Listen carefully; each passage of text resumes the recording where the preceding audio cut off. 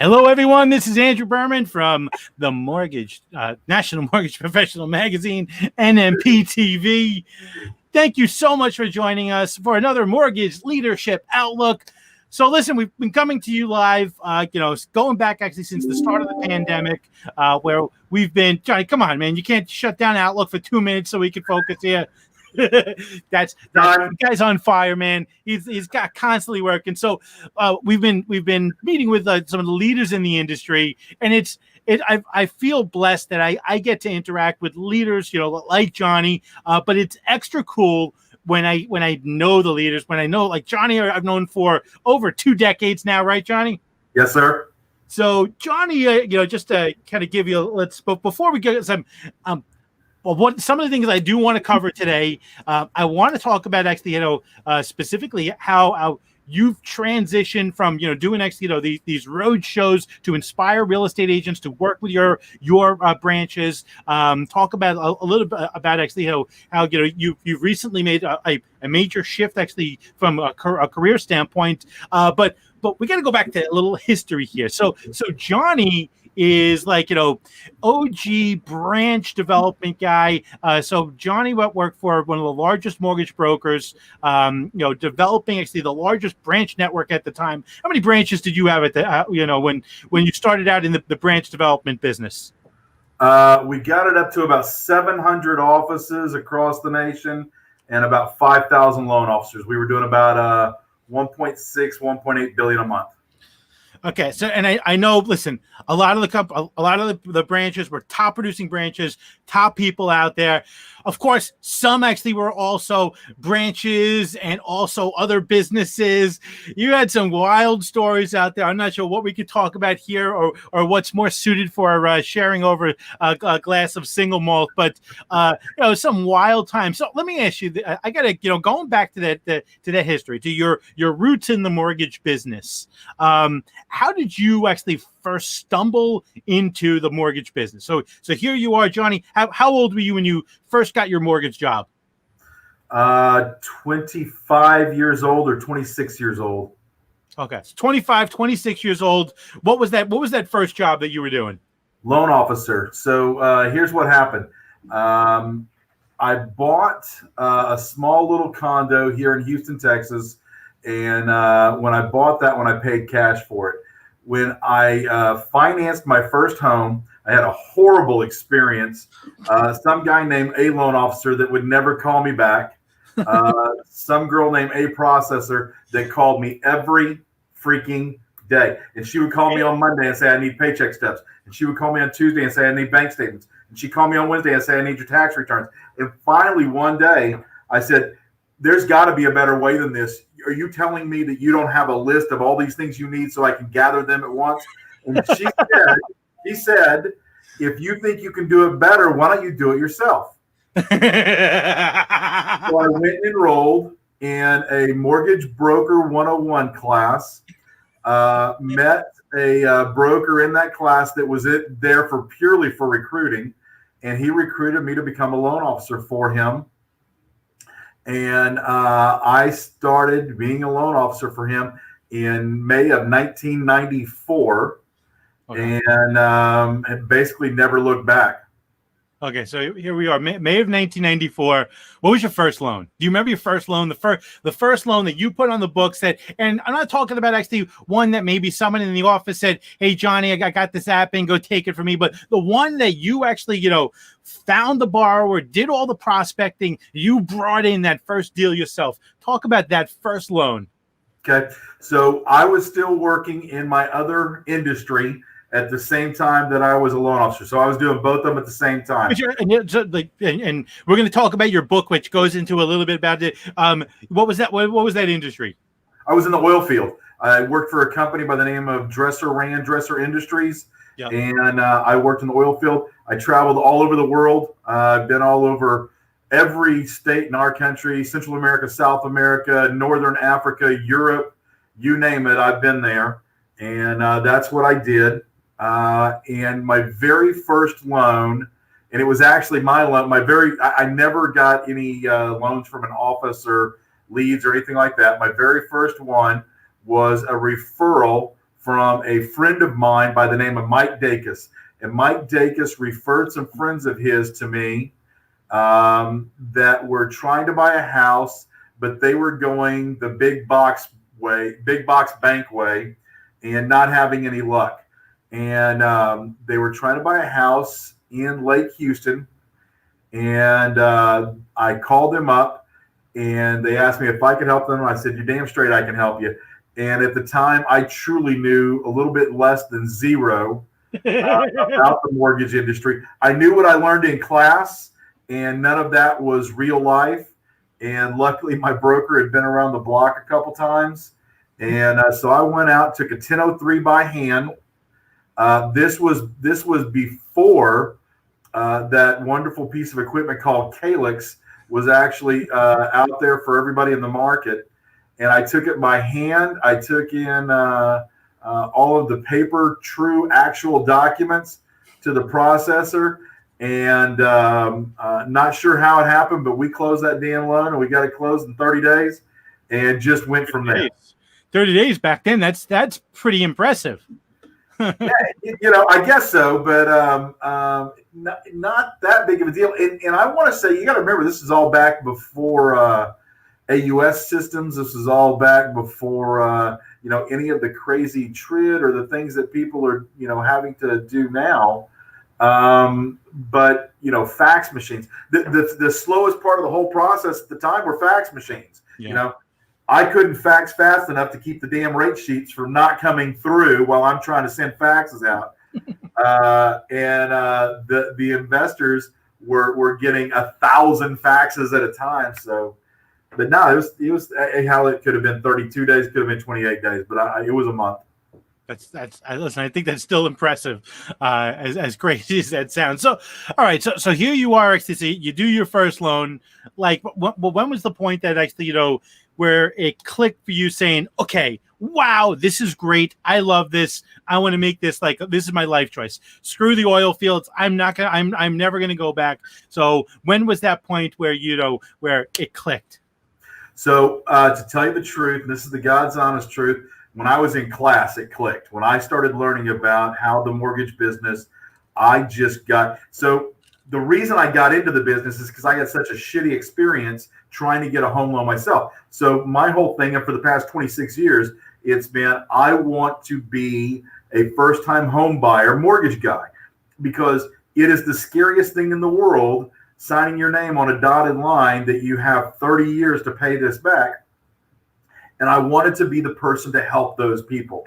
So immediately when I went into that class, the first day, second day, I knew this is what I wanted to do. And then I started making a plan. Now, here's where I screwed up in my plan. And I was young at the time, so now I know better. But I had this great idea. As soon as my mortgage income was equal to what I was making in the oil business, then I was going to quit the oil business and go directly into the mortgage business. The problem is what I didn't think about is when you start making as much money in one business as you are in another business, you're cutting your income in half when you leave one business to go to the other. But it all played out for me. I went full-time into the mortgage business in 1998 and basically never looked back and just hustled my ass off.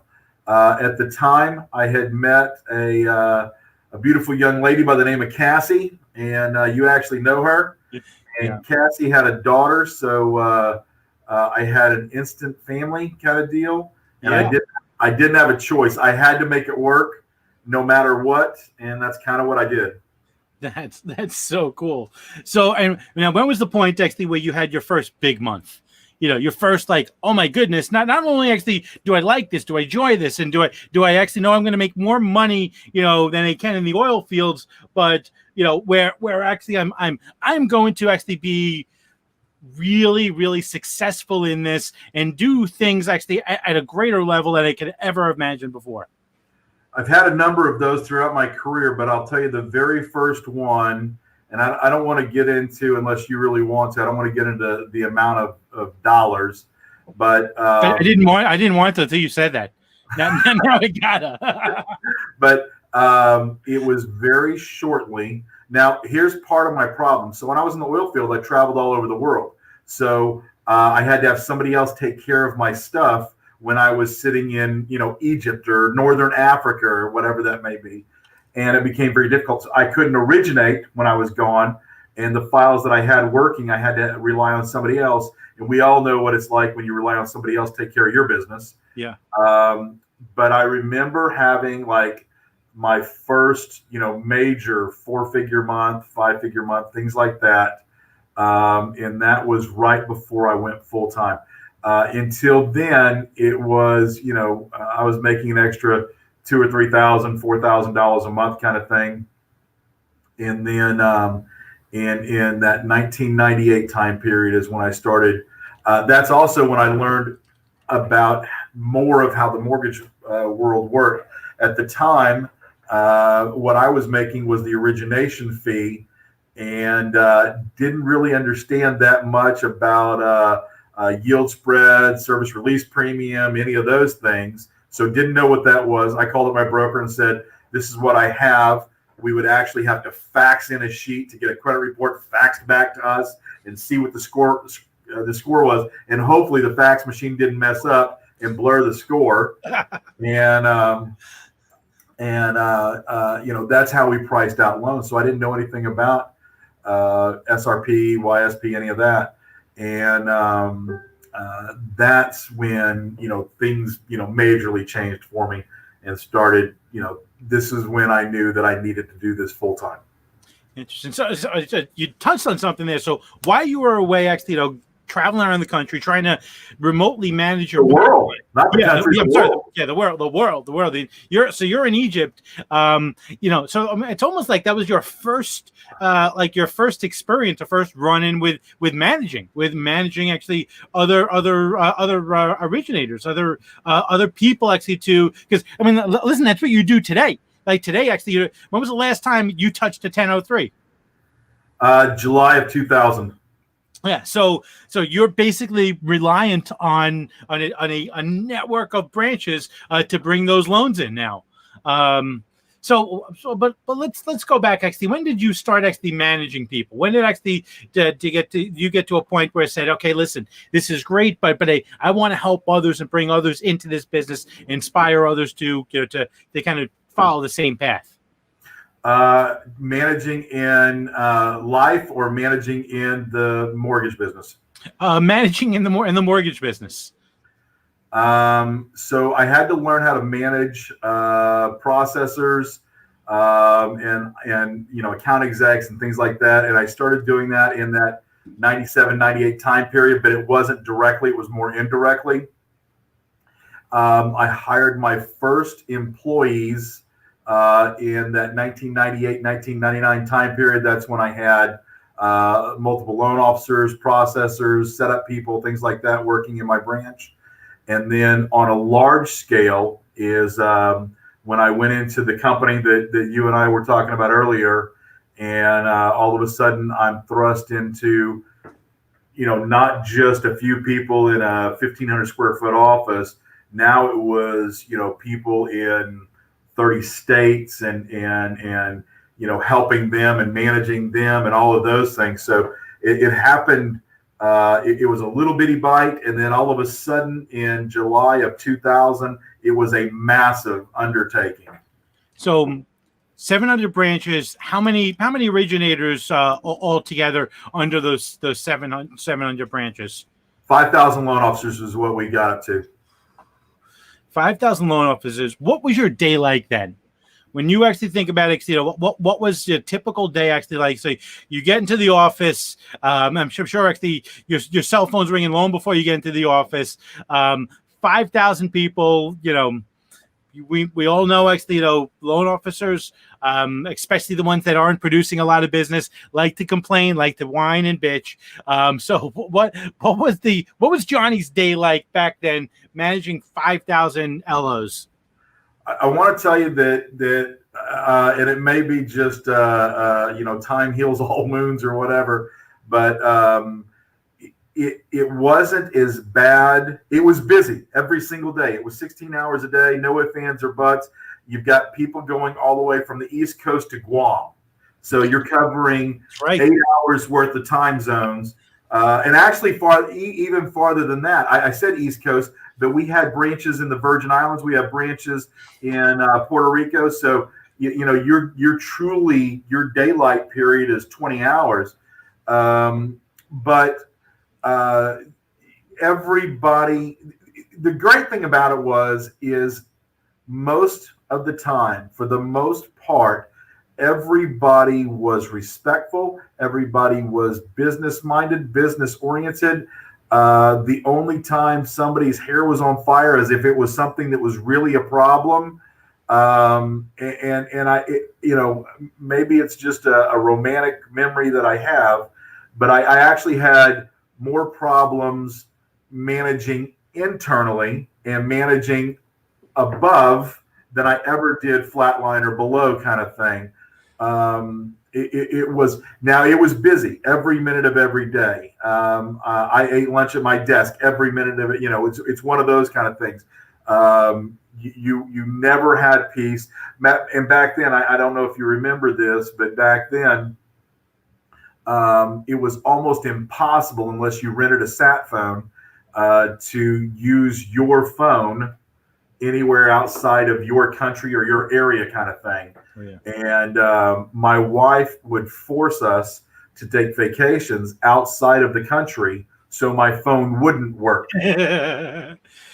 Cassie, she's a sharp one. Other fans or butts. Yep, that's good. That's great. So, all right. So listen. So here you are. So you're managing 5,000 employees. Those of us know. Actually know what happened with that company. Putting that aside. So let's fast forward to today. Fast forward, actually, so here we are, actually, you up until the pandemic hit. You were traveling around the country, doing these amazing what I call the greatest social media class of all time. Wasn't that was the name of it? That's modern marketing is what the true name is. But what I got feedback on from the attendees was this is the greatest social media class I've ever been to in my life. That's great. So talk to us a little bit about the materials that you would present, in the social media classes. And by the way, this is something, if you're watching, if you're an originator, if you're looking to connect with real estate agents, this is where you write some notes. Johnny actually was very, very successful with, inspiring real estate agents, not only to change their business, but, to change their business where it was inspired to do business with, Johnny's branches. So this is a good time to take some notes, write down actually some tips that, Johnny has successfully done with his branches. All right. So there's a couple different parts that led up to this to get to the main. So one of the things that I'm kind of a firm believer in is I believe that everybody should have at least one coach, one mentor, something along those lines. I personally have mentors that probably don't even know that they're my mentors. You, for instance, are one of my mentors. I watch you, I follow you, I see what you do, I talk to you. We spend time together. You come to my house, and I'm paying attention to what you do.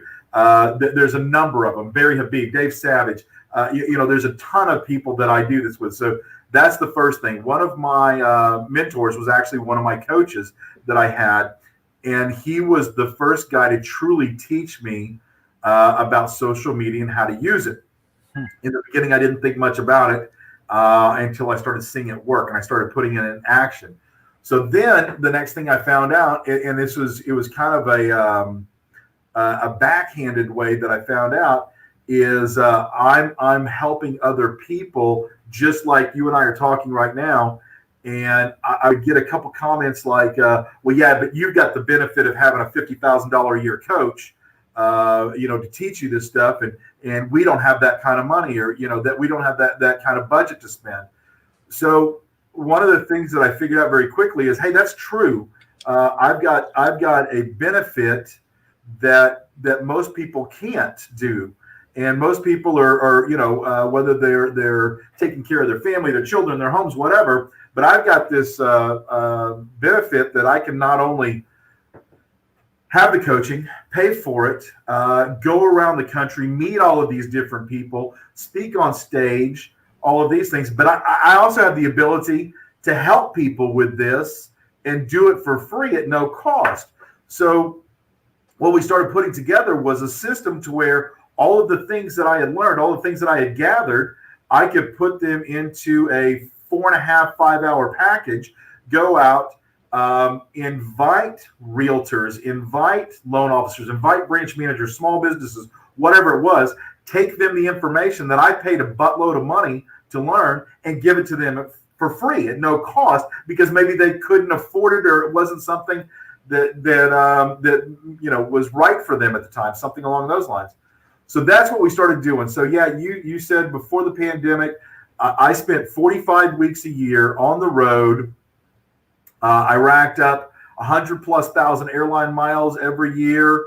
I was racking up about $1 million, $1.5 million hotel points every year. And I was speaking to tens of thousands of real estate agents, small businesses, things like that. And it did some amazing things. I would actually show up to branches that were doing, 2 loans, 3 loans a month as a loan officer. A branch?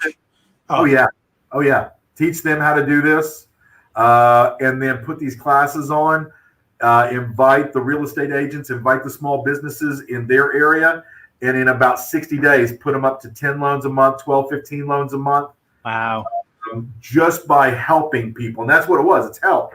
And then in turn, what I got, as a benefit out of it is I had, and still do, have some amazing colleagues, followers, students, whatever, that I've completely changed their life. I've taken real estate agents that were closing 1 deal a month, and I've got them to where they're closing 6 and 8 deals a month.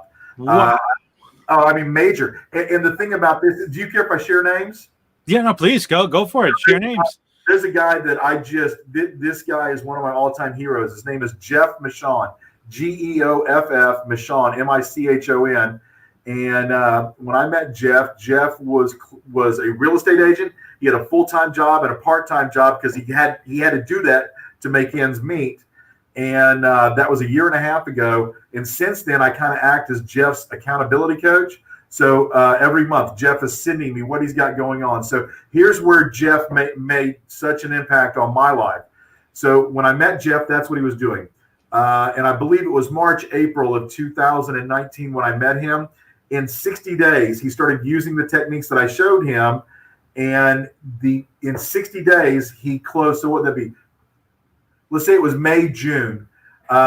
He closed 3 transactions in May. That's what it was. It was May. 3 transactions in May. And not only did he close 3 transactions, this is where he really meant something. And this will mean something to you because I know your heart. So he sends me a message and said, I closed 3 transactions off of everything that you taught me over the past 60 days. And I want to thank you. You changed my life. And I'm like, that's great. Just don't do something stupid with the money. Keep working. Don't get lazy. And he said, what I did was I cashed my checks and I paid my rent for 1 year in advance. And I was sold, because anybody else, especially in my business, would go out and buy a freaking Rolex or a Corvette or something like that with their 3 commission checks. And he paid his rent for 1 year in advance. So he continuously updates me and lets me know what's going on. And here it was 2 or 3 weeks ago. Bethany, I saw she put a deal up. Bethany can tell you exactly. He sends me a message saying that he closed 6 transactions this month. That's what his average has been this year. He got all of them off of social media on the methods that I taught him. 5 of the people he didn't know at all. They were introduced through other people who didn't know him either through social media. Okay, so talk to us a little bit about these methods that you're teaching in these classes. So let's say I'm a real estate agent. I go to one of these classes. What am I learning? Like what did Jeff learn? What are the specific tactics that Jeff learned? That he implemented to go from almost the deal to 6 deals a month. It's a number of things, but it's a series of techniques, and it's the first one is getting rid of the bad habits that you have now because nobody ever taught you how to truly use it, and knowing how to hack into the algorithms and figure out how the algorithms actually work, and then staying on top of this because it's not a static thing. What I try and do is I try and teach people what to look for when the algorithms change. When Facebook gives an update, when Instagram gives an update, this is what you need to look for. This is what you need to watch for. This is how you do it. This is how you test it. This is how you can prove it to yourself. So it's little things. I'll tell you some of the biggest issues that real estate agents do now that just screw up their business and they get no business off of it. The very first one, and I'm going to spend 2 or 3 minutes on this one because you have to understand it. On Facebook, you've got to realize that Facebook is not for you and I to be friends on. Facebook is not for you and I to talk back and forth and share pictures. And I look at the pictures of you and your kids on the horses at Jamaica Beach. That's not what it's for. Okay. What it's for is to learn, you and I, because we get it for free. And remember, your grandfather told you this. There's no such thing as a free lunch. Yeah, he did. You and I get it for free. So what do they get for giving it to us for free? They get data. They get to learn who you and I are because, remember, Facebook's free. It didn't cost you a thing to sign up. It didn't cost you a thing to put up a post. It didn't cost you a thing to comment, put up a picture. It was all free. But what they did is they learned who you were, and they learned how you and I interact with each other. So then they turn around and they sell that data to people who are marketers so they know what ads to send to you and I that you and I will buy. So it makes absolutely, think about it this way. If you go look at your Facebook page and you go look at your wife's Facebook page, you and I will never have a makeup ad shown to us. Yeah.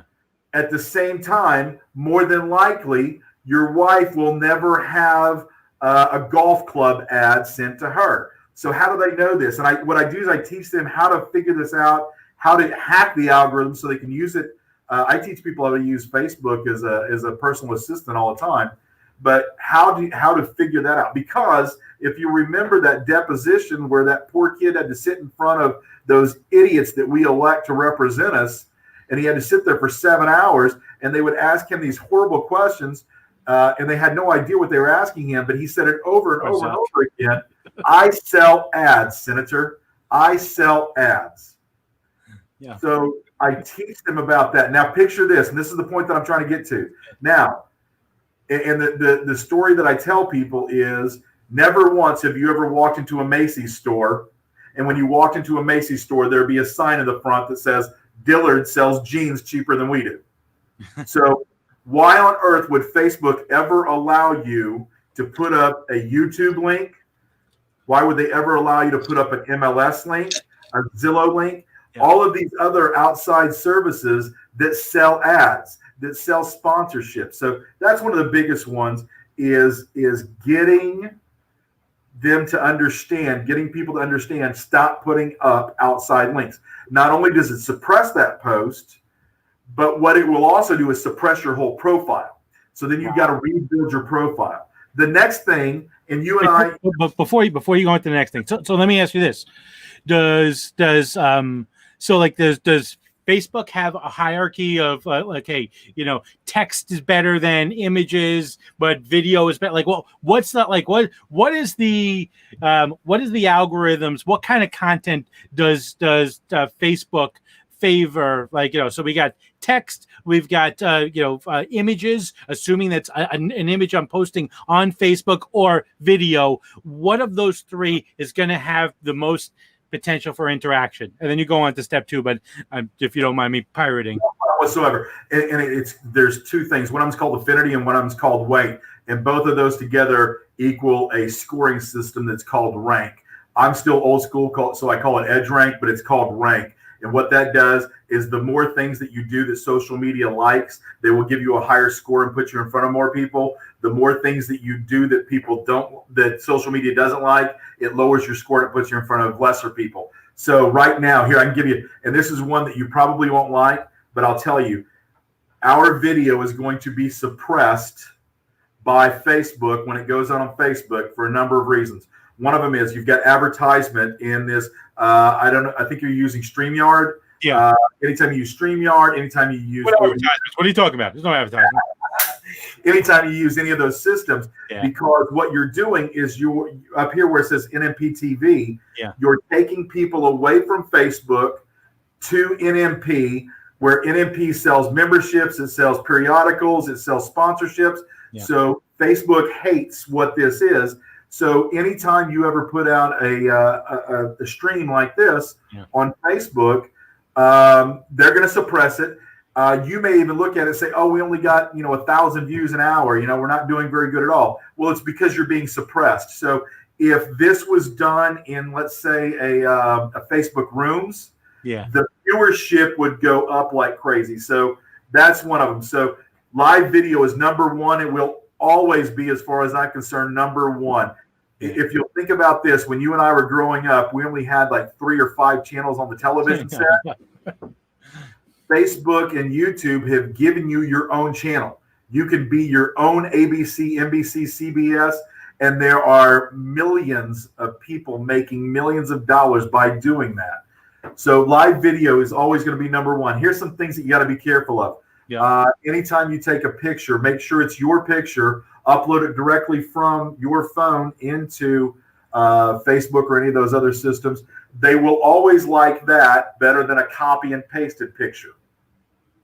They want original material. They want you actually, it's called time in the box, and they actually want you putting in the effort. So live video is always going to be number one. Then there's a hierarchy of what kinds of pictures. And that changes quite frequently depending on what the climate is. But you've got to think of it this way. Every piece of social media that is for ad sales has to be positive. So if you put up a picture of something that's political and you put it out to everybody, that picture will be suppressed. Even if they say it does, and even if they say that they don't discriminate, blah, blah, blah, it's all bullshit they do. If you put out, now here, test this. Put out a picture of one of the presidential candidates and just leave it out there and don't say a word about it. The next day at the same exact time, put up a picture of a cat or a kitten and see the difference in interaction. The cat or the kitten is one of the number one sought after pictures and videos in our country. It will always get a higher rank unless you put this picture. Now, you could take one of the candidates and go inside of a group that hates this candidate and post that, and you'll get a lot more interaction. I'm talking about public facing, because think about this is something you got to pay attention to. Pre-COVID, 240 million Americans spent 5 hours a day on Facebook. 240 million Americans spent 5 hours a day on Facebook. Now, during COVID, 240 million Americans spend 7.5 hours a day on Facebook. So I always ask people in sales, where's your customer? If you don't know your customers on Facebook, my goodness, you're missing the boat. So that's some hierarchy. Anytime. Now, the other thing, one of the hacks into the algorithms that you need to pay attention to, like anytime you see the colored background with the big bold font, Facebook's telling you, if you will keep your message short, I will reward you and give you bigger letters, and I'll reward you and I'll give you this colored background, and you can choose what your background is. If you go too many characters, I'm going to give you this little bold, this little black font and this white background. So always pay attention to what Facebook's giving you. One of the things that I tell people is, if you'll pay attention, in this country, we're taught how to read from the top left to the bottom right. If you'll go into your Facebook page on your device, live video is sitting right there at the top left, the first place our eye goes to. So Facebook's telling you, I want you to use live. So, I get it. That comes up, like that at the top, always. Always. And not only that, if I go live on a video, it sends you a notification that Johnny went live. That's money. That's great. Wow. So it's so basically natively posted content. That's always the way to go. Never post the link. Nope. Yeah, I love that the short text with the colored background. That's money. Facebook rewards you. It says, hey, listen, I'm going to make your post a little fancier because we know people are going to interact with this. We're going to show this more. Cool. So all right. So let's say actually, you go live. How do you get people to interact with you live? I'm asking for a friend. Not a problem. So here's what you need to do. And I do this before I ever go on any live video. I do this before any interview like this one. Yeah. I rehearse. Before I go on stage anywhere, I rehearse. Even if I don't know exactly what it is, I didn't know what this is going to be. I made sure that everything was set up. I made sure my blinds were closed. I made sure that my background was good. My desk was clean. I rehearse. So what you need to do is know what your message is before you go live. Yeah. Be clear about what your message is. Now, you can also, and this is where it gets to be kind of funny.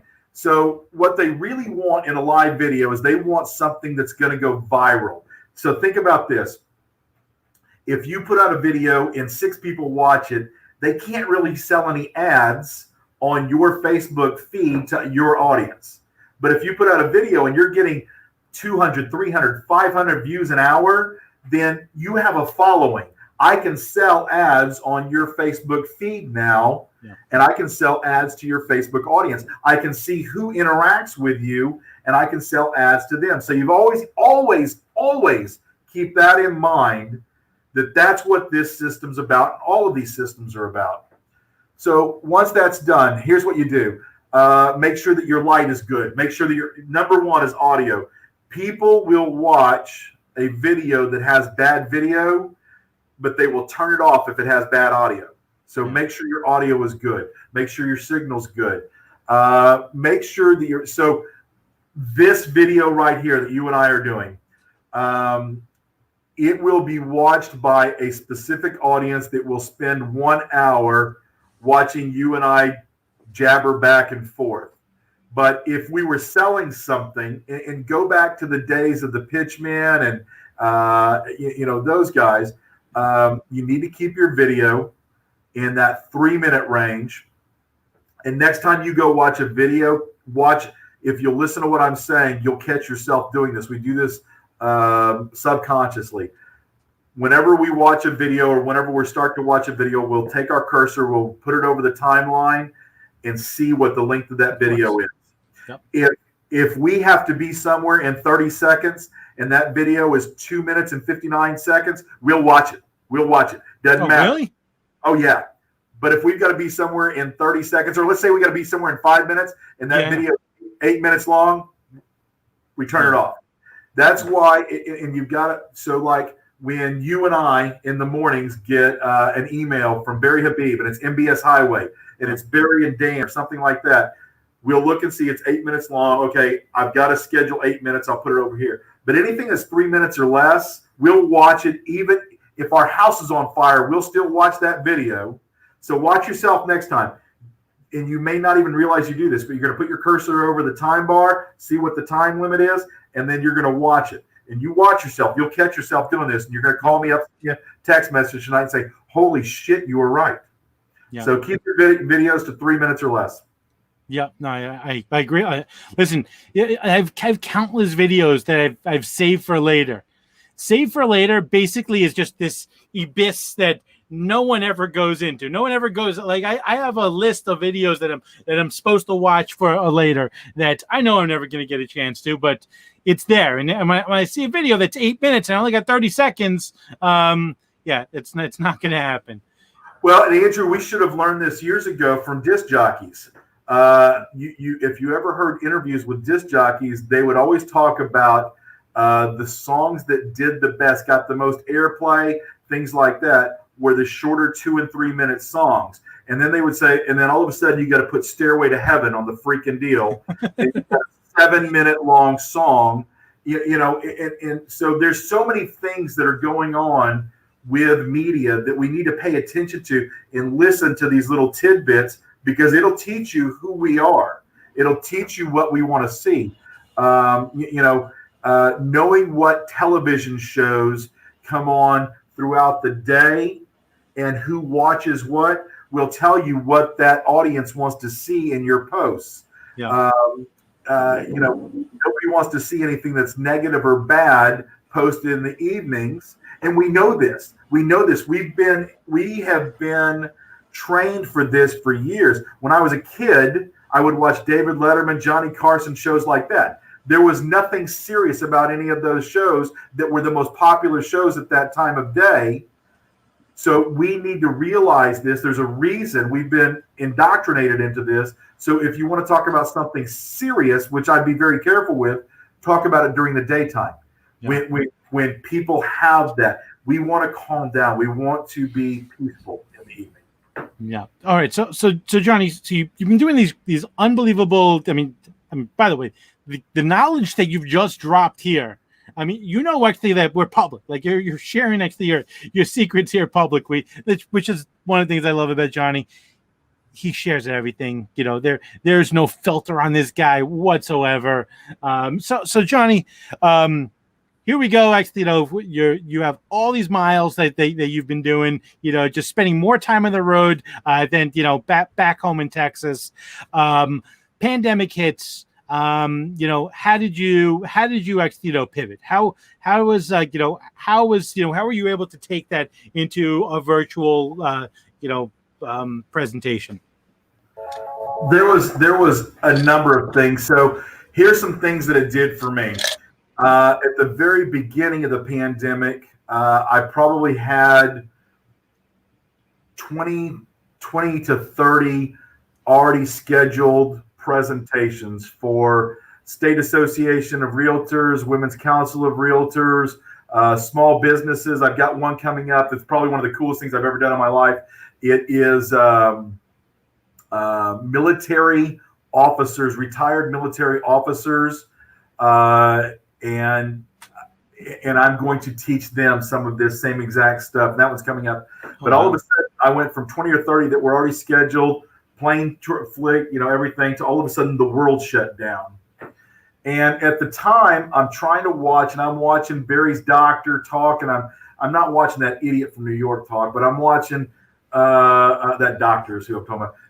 I'm watching what's going on, and I'm thinking, okay, this is going to be done here by, April, May, something like that. And then it went on a little longer, and then by June. So yeah, we had plans in April.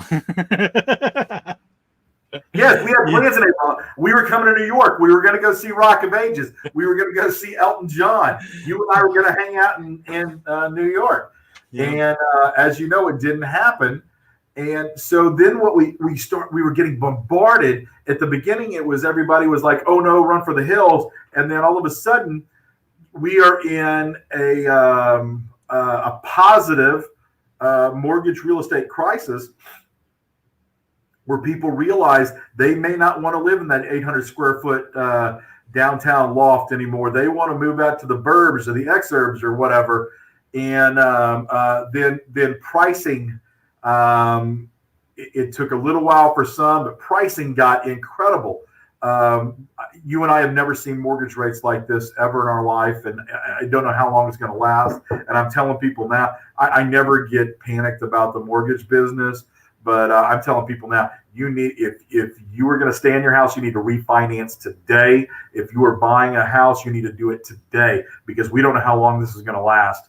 But all of a sudden, my old clients are calling up, and in the beginning, they're saying, will you do a virtual class? Well, for so many of the classes that I was doing, I couldn't do it virtual because I was able to give out CE in a number of states, and I didn't have that ability to do a virtual CE class. So then I said, screw it, if you don't care about the CE. So we started doing virtual classes. Right after we get finished right now today, I've got to go in my studio here at NRL, and I've got to finish recording for the International Association of Home Staging Professionals. They're holding a virtual conference, and I'm the keynote speaker on one of the days. So I've got to go in and finish recording this, because we're doing a a hybrid. It's going to be a recorded portion and then a question and answer live portion afterwards. And I'm doing these all over. And it's right now, some of the people are tired. And I guess it depends on who the people are and what state and things like that. But it seems that my clients are tired of these dumb things that don't do anything anyway. And I'm doing live stuff again. Most of it's here local. Now I've had some people in New Mexico that want me to come out and do a live one there. Utah, do a live one there. And but I'm doing most everything here local. But we're doing some virtual stuff also. And that's just trying to keep. I want people to be able to capitalize and take care of the people who need to be taken care of. And the easiest way for me to do it is just like we're doing right now, virtual. That's great. That's fantastic. So, all right. So during this whole thing, everything's going crazy. Mortgage industry's going absolutely bonkers. Through just the best volume anyone has ever seen, and you made a switch. So here you go. Actually, this is like things are going they just as crazy as they can be, and you made a switch to an NRL. What excited you about NRL that said, man, something, I love what these guys are doing. I am going to, take up and pack up and go over here to NRL. So I have known the president CEO of NRL for a dozen years. He's an old New Century guy. He, at one point, whenever I left the company that you and I were talking about, and I was doing some, when I was trying to stay away from my non-compete, non-solicit, I was doing some contract work for a branch company out of Dallas. And it just so happened that the president of NRL, president CEO, his name is Ron Zach. Ron Zach had a branch of this company that I was doing contract work for. So I ended up in his office, auditing his office, things like that, doing a number of things. And then as years go by, whenever that large company that we were talking about earlier started going down and I had to lay some people off, I ended up talking to a recruiter by the name of Jeff Mason. And Jeff ended up hiring one of my old recruiters. And Jeff and I just stayed in touch. And that was about 2008, 2009, when Jeff and I had met. And then it just so happened that Jeff was also friends with Ron Zach, who was the president CEO of NRL. And Jeff set us up, and he and I have been having lunch every few months, for years, just talking and seeing. Well, some of the cool things that I got to see. Now, this is something that I've kind of always, prided myself about. I like technology. I like paying attention. What I don't like is necessarily is the old white guy mortgage company kind of thing. And so here's a group of guys that are in their 30s that are starting this mortgage company almost from scratch. They had a lot of ability. They had a lot of technical ability, a lot of years. But all of a sudden, here's these guys in their 30s, and they're starting up a real life, mortgage company. Wasn't just an office or a branch or something.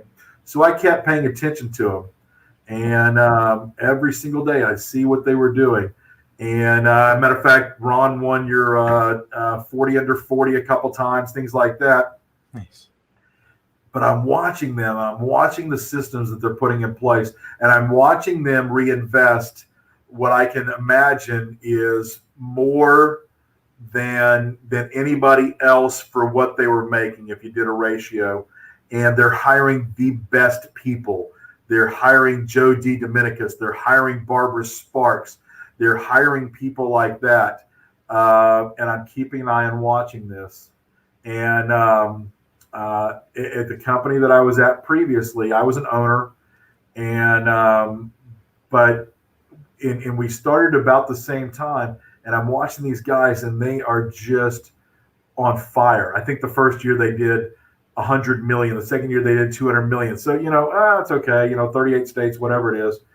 Then all of a sudden, they're doing 200 million a month, 300 million a month. And it kind of reminded me of things before. But the difference is they have the same mindset.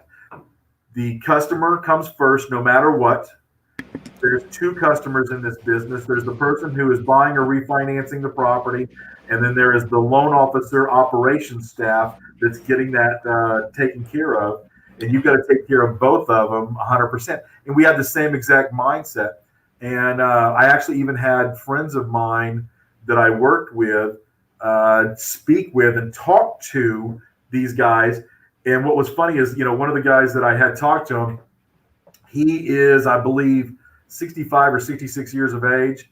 He came and spent 4 hours talking to them, talking to the COO, talking to the CFO, the president and vice president and all of that. Came back and he said, those guys are exactly like you. They talk, everything is about the branches and the loan officers.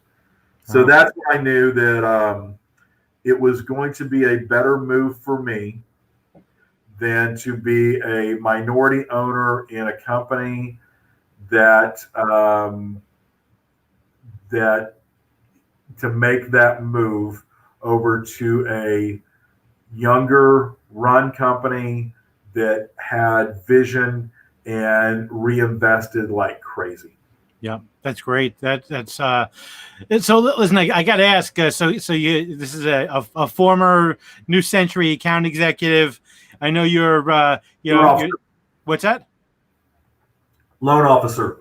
Oh, loan officer. Okay, so I know you're not a huge fan of non-QM, and I just got to ask, does NRL happen to do actually anything when it comes to non-QM? Because not subprime is not non-QM, but it addresses the forgotten borrowers. Subprime happened to take care of those. I think took care of too many of those people. But non-QM addresses some of those people that are maybe a little more responsible, a little more deserving. NRL, still maintain your very conservative view as far as the kind of loans that you guys like to do there. Very much so. So we have our Freddie and our Fannie. So we stick with the prime paper, but the answer is yes. And it's even some of the things that I would be concerned about myself that we do in-house. Every damn down payment assistance, every bond program, things like that, because you're right. There is a need for that, and as long as the business is done correctly, then it's okay. It's good. But I was when I was contemplating making my move over here, and it's a big deal to move. Of course, it's a big deal if you're not an owner of the company. So to be able to do this. And you had a look actually and say, here's this company, which former employer actually, you've said some great things about them. We know there's some good people over there. We can't take away from that. No. But for this opportunity to walk away from the ownership, or walk away from some great people to go here, man, that says a lot. That says a lot. So it's either brilliant or the dumbest thing in the world. but walking away from, and I remember I would text Ron, and I'd try and trip him up, and I would send him, because I had a branch leave me because we didn't do manufactured housing at the previous company inside, and that was even one of my choices, just because I lived through that part when the crash happened. And I sent him a message and I say, hey, do we do manufactured, either brokered out or in-house or anything like that? He said, no, we do them in-house. Everything's done in-house. So I'm like, okay, what about like the New Mexico bond program in-house? Okay, what about Seth, and what about in-house? We do all of those in-house. And I'm like, holy shit, this is just absolutely amazing. And then you look at their compare ratio, but I think what I see that is a major milestone is the operations. The smartest people in the world in operations work at NRL. And it's people that I've heard, legends for years. The ex CFO of Franklin out of California is our CFO and CIO. I don't want to say what company she's from, but Barbara Sparks, who is a legend in our business, absolute legend in our business. She runs all of underwriting, all of that. And I don't know what the number is today, but I want to venture that it's probably 25 or 30 underwriters, today, because we still have real turn times.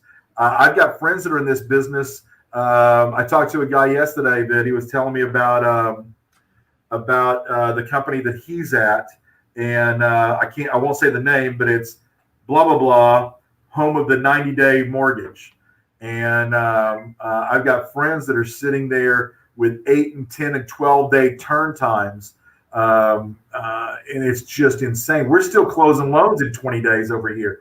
We're still underwriting in 2 days and less over here. And it's because of the people who are running this. It's because of the foresight.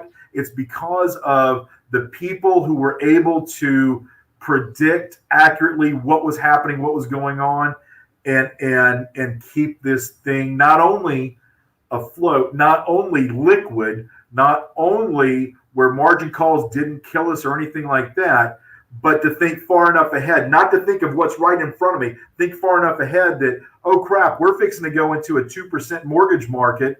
I've got to keep my ops staff, and I've got to bring on more ops staff, knowing how to take care of that. It's amazing. Every day I walk around in awe, and I will tell you, for the first couple of weeks that I was here, so it's me and like 6 people in 20,000 square foot at the corporate office because of this stupid pandemic thing, and I would go home in the afternoons and adrenaline or whatever it was, and I would think something's wrong with me because I feel giddy. I'm getting ready to have a freaking heart attack or something, and it's one of the coolest sights I've ever seen. So I want to actually go back to your role as because you're a mentor. I mean, let's call it a spade a spade. You're a mentor, and so you've talked about some of the tactical things that you're doing to help actually originators go from 2 loans to 10 to 20 loans. What are some of the other things that someone in your position has to do to get someone from not just to go from 2 loans to 20 loans? Because I mean, let's call it a spade to go from 2 loans to 20 loans. It's just about following a formula, sticking to that formula. But how do you get that person that's doing 10 loans and get them to double their production? How do you get someone that's doing 20 loans? So how do you take those top producers and inspire them, to get to that next level? Okay, well, we're almost at an hour here.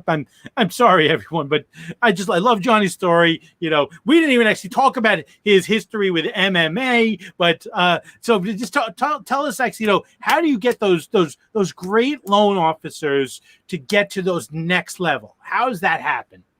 Well, one of the things that I kind of pride myself on, and you and I know this, is getting to know the people that I work with, listening to their pain points, what's going on. So I'll give you an example. I was talking to a young man out of Michigan this morning, and I can't mention his name because he's not on with us yet, but I'm listening to him and I'm listening to his issues and his problems. And first of all, at the company he's at, very large company, he's just another number. So they don't pay attention. They don't care. If they lose the 20 loans a month that he's doing, it's not really that big of a deal to them. They don't even notice it. But I do. I pay attention to it. So, it's listening to his issues and his problems. So here's some of his problems. No training whatsoever. He's a co-branch of another branch of somebody else's branch. So he matters not to anybody. Processor, very little experience as far as number of years, doing way more loans than has the capacity to do. This guy, I'm listening to what he's doing, And right now, he's closing an average of 15 loans a month, carrying 30 loans a month, and he's doing it by himself. Now, he's working 16 hours a day. I had his wife on the phone also, and she's tired of not having a husband and not having a father and things like that to the kids. So it's really simple things, and you got to put it into perspective because not everybody's the same. There's guys out there that want to do 5 loans a month, 10 loans, and that's all they want to do. And I can help those guys also.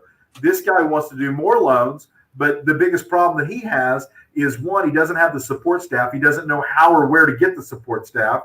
2, he doesn't know how to train them because most people with the true originator personality don't know exactly how to train somebody to fill out checklist and look and all of these things. So this guy, I'm going to be able to make major differences in his life. And the very first thing we're going to do is we're going to hire him at least 1, if not 2, loan officer assistants. My thing is when you're doing that 5 to 6 loans a month, you should be looking for at least your first loan officer assistant. When you hit that 10, 12, you should be looking to hire your second loan officer assistant. What happens is when you hit that 12 or that 15, then you start looking. You don't have time to go in and interview because you've got too much going on. And then if you've got an inexperienced person in operations trying to help you, you don't have time because you've got nothing but problems. And the last thing you want to do is interview somebody who may not be what you're looking for. Then in your mind, it is, here I am again, wasting time talking to this human being when I've got to take care of the Smith file, the Jones file, the Berman file, things like that. So it's knowing how to plan. It's knowing who the right people are. And then what is it? So we've got it down now. So if you take somebody who's doing, let's say 10 loans a month, and you just get them systems, just put systems in place to help them and have a corporate staff backing those systems, you can take that person from 10 to 15 without any problems whatsoever. Because one thing that people don't realize is your referral partners know when you've got too much business. Your referral partners know when you have too much on your plate, even though we may not think they do. They know this. And they also know when you have time to call them and just see how they're doing. So how's business? Better than it ever has been. I got 12 deals closing this month, blah, blah, blah. So now they know that they can send you another one, 2 more, 3 more. Yeah. When you brag about hiring these 2 people, now that's just one little thing that you would do, you would pay attention to. Another thing, so you've got somebody out there that has the drive, they have the ability, they have everything. They just don't know. Nobody's ever taught them, 1, where to go get business at, or 2, how to ask for the business. We all know people who are great at talking but can never close a deal to save their life, and even some people who think they're great at talking and they're not. That's the next thing we have to do. Help them figure out what it is. So there's a guy that I'm bringing on right now. He's resigning from his present company on Friday to make the move over, and I've given him 2 things in the past 30 days that have changed his business. One of them is he is a retired veteran. So he is fishing in the wrong holes. He needs to be talking to people who know his language, who talk his language. So we're getting him involved with those veteran groups. We're getting him involved with people that know exactly who he is and have been through what he's been through. So just by doing that, we picked up 3 loans in the first 24 hours that we got him involved with this one. And it's not even my group. It has nothing to do with me. It's a group in Florida, a veterans group that's in Florida, that we got him inside of that group. The second thing is, and this is one where you will confuse yourself and tell yourself that you're busier than you really are because you don't want to admit to yourself or anybody else that you're killing time and wasting time or whatever that may be. I told him, do this. Go inside of your phone. Go in your contacts. It's a little difficult for me. I've got 3,600 contacts in my phone. Go in there tonight. Go through everybody in the A, B, and C section. Send them a message that you know that are homeowners or anything like that. Send them a message and tell them something that they need to know. Tell them something to the effect of, I I just locked a loan in yesterday for some clients at 2 5/8. I don't know if you realize how low rates are right now, but if you want me to look at your situation, just send me a message back. No pressure. I'm just letting you know. So if you do ABC tonight, DEF tomorrow in a 10-day period, even if you have, let's say you only have 200 or 300 people in your phone, if you can't drag 5 or 6 deals out of what's going on in the marketplace right now, and that will also gain you confidence. I sent out, let's say on a horrible ratio, I sent out 300 messages and I only have 5 or 6 people. What's going to be top of mind is I got 5 or 6 deals that are closing now because of just doing this one simple thing. Copy and paste. Next one. Copy and paste. Next one. Exactly. And make it easy on yourself. Just maybe only do A's tonight, do B's tomorrow, whatever it is. Yeah. But the public, the guy who's working at the Mercedes dealership or whatever may not realize that rates are sitting in the 2s and the 3s right now. Yeah. And we listen to Barry Habib every day say that what is there, 19 million people that can be refinanced right now that have better than a 80 LTV, better than a 740 credit score. Yeah. Help people, help them. Yeah. Get that message out there. And even if they are plugged in, it doesn't mean that necessarily they took action and we're waiting for someone actually to kind of coach them. Johnny, always great hanging with you, man. I could sit here for I mean, there's so many more questions I want to ask you, so many more things I want to talk to you about the future, about actually what we could do actually to prepare, where we think actually, the loan officer is going to be tomorrow, where we think the real estate agent is going to be tomorrow. But something, we're going to cut it off here. I almost forgot. Well, first off, Wait. On a closing note, what you just said, I've been being told for 26 years, and I know that's not proper English, but I've been told for 26 years that my days are numbered as a loan officer, as a loan originator, and yet we keep doing more and more business. So, so listen, go check out Johnny's book. It's a great book. It's awesome. Just Well, I haven't read the second book yet, so I can't speak. I'm sure the second one's good, but I can speak actually intelligently about that first one. The first book is bomb. It's great, easy read. You're talking about 3 visits to the Pavilion of Literary Advancement to credit my dad for naming that. My dad did ask a question on here. I'm sorry, Dad, we didn't get a chance to get this, but we're over an hour and 7 minutes here. And it is a great question about mentors. I started to get back into there again, but we'll get to that another time. I can do it right now if you want to, because I would do anything in the world for Joel Berman. Okay, so then let's go to his question here. His question, in the process of working with the variety of mentors, have you ever encountered that your masters have told you that you've assisted in their growth as well? And what is the strongest asset that you've learned to consistently pass on to others? So I will tell you that probably right now I want to consider that I probably have a dozen mentors at any given time. And I want to say that less than 2 or 3 of them even know that they're my mentors. Yeah. And I will tell you that people that I have considered my mentor have come back and told me things that I have shared with them, helped them with, things like that, have changed their life. And they never even realize that I'm following them, that I'm trying to make myself better by following them. So the answer is yes on that. And I have had a number of people. I look at Jeff Michon as a mentor of mine because he's a very young man with a very young family. And he probably doesn't even realize that he's a mentor of mine. So yes, every month when he tells me that I changed his life, the answer is yes. What was the second part of that question? What is the strongest asset that you've learned that you've consistently passed on to others? Consistency, and never waver. It's very hard when sometimes you're paddling upstream and you think you're wrong. And there's been many times when I've had send somebody, you a text message at 9:30, 10 o'clock at night, Barry a text message at 9:30 or 10 o'clock at night and say, hey, do you got a few minutes?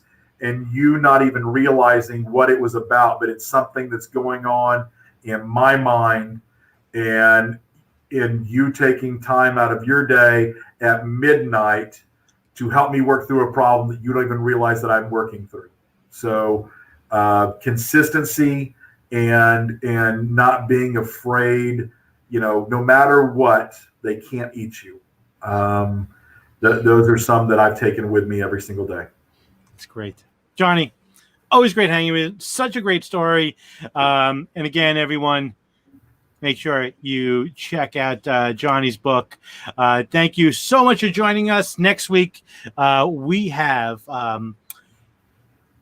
very exciting guests. Stay tuned to National Mortgage Professional Magazine. We've got the NBA president, Bob Brokersmith, is going to be joining us. Super excited. We come to you every Wednesday, 4 p.m. East Coast time, 1 p.m. Pacific. Everyone, have a great day and stay safe out there.